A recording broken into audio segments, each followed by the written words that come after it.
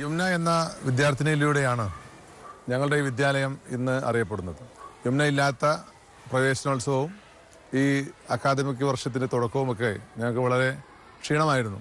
എങ്കിലും യമുന ഇന്ന് ഇന്ത്യ മുഴുവൻ, ഒരുപക്ഷെ ലോകം മുഴുവൻ അറിയപ്പെടുന്ന ഒരു നല്ല ഗായികയായി വളർന്നിരിക്കുകയാണ്.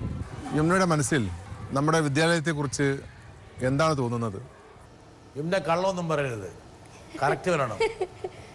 എനിക്കോട്ട് ഒരുപാട് അടിയും കലമ്പൊക്കെ തന്നിട്ട് വിദ്യാഭ്യാസമാണ്. എനിക്കിപ്പോ അങ്ങോട്ട് വരണമെന്നൊന്നുമില്ല ആ സ്കൂളിലേക്ക്. അങ്ങനെയല്ല മനസ്സിൽ തോന്നുന്നത്. പിന്നെ എങ്ങനെ തോന്നുന്നത്? ഞാന് വളരെ ലക്കിയാണ് എനിക്ക് ഇങ്ങനത്തെ ഒരു സ്കൂളിൽ കിട്ടിയത്. കാരണം സ്കൂളിൽ നിന്ന് വളരെ നല്ലൊരു സപ്പോർട്ടാണ്. എന്ന് വെച്ചാൽ എന്ത് ഞാൻ ഈ പാട്ടിനായാലും ഞാൻ പഠിത്തത്തിൽ ഇപ്പോൾ പോയില്ലെങ്കിലും എനിക്ക് സപ്പോർട്ട് ചെയ്യുന്നുണ്ട്. കാരണം എൻ്റെ ഫ്യൂച്ചർ നല്ല ആവാൻ ഞാനിപ്പോൾ സ്കൂളിലൊന്നും പോണില്ല, എന്നാലും എന്നെ സപ്പോർട്ട് ചെയ്യുന്നുണ്ട്. സ്കൂളിൽ പോകുന്നില്ലെങ്കിലും യമുനയെ സ്കൂളിലോട് ചേർത്ത് വെച്ചിരിക്കുകയാണ്.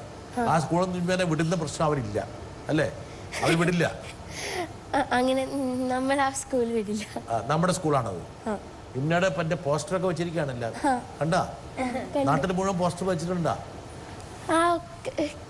അവിടെ വെച്ചിട്ടുണ്ട്, സ്കൂളിൽ വെച്ചിട്ടുണ്ട്. കുറെ ഫോട്ടോ SMS അവരൊക്കെ അടിക്കുന്നുണ്ടാ? എല്ലാരും ഫ്രണ്ട്സ് ഒക്കെ ചെയ്യുന്നുണ്ട്. ഉണ്ട്. ഇടയ്ക്ക് ടെൻഷനായി പോയിരുന്നല്ലേ? കാരണം SMS കുറച്ച് പിന്നിലാണ് ഞാന്. പാട്ടില് ഞാന് സിംഗിങ്ങിന്റെ ബേസിൽ ടോപ്പ് 3-ലാണ് സരഗമപാല്. പക്ഷെ വോട്ടിങ്ങിന്റെ അടിസ്ഥാനത്തിൽ ഇതുവരെ വന്നോടത്തോളം ഞാൻ എലിമിനേഷനിൽ വന്നിട്ടുണ്ട്. എലിമിനേഷൻ വന്ന് ഡേഞ്ചർ സോണിൽ വന്നു.